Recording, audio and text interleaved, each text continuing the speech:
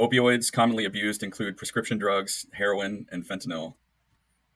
Prescription drugs are actually the most commonly abused opioids out there. And how this happens generally is somebody is prescribed opioids and they take more than their doctor recommended, or somebody will buy the medication from another person who it was prescribed to.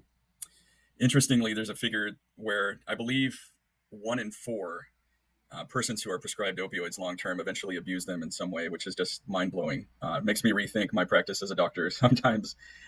What I want people to know from this slide is when somebody comes to me needing help with an opioid addiction and they're using prescription pills, that has usually become up to a several $100s per day habit for them.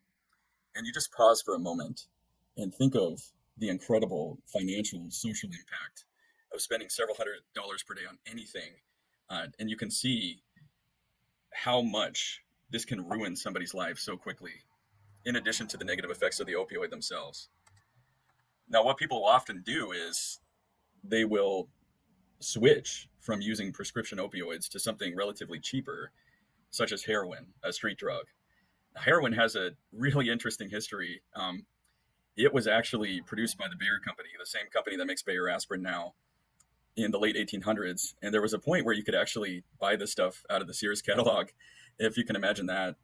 And as we see with drugs later on that have become a major issue in the United States, such as oxycodone, this was initially advertised as a less addictive form of morphine, which we found out was completely untrue. Heroin can be injected, smoked, or snorted. Generally, when I see somebody for treatment, their heroin use is about $150 per day habit, which is about the price per gram. Another thing to highlight with heroin is it's very short acting.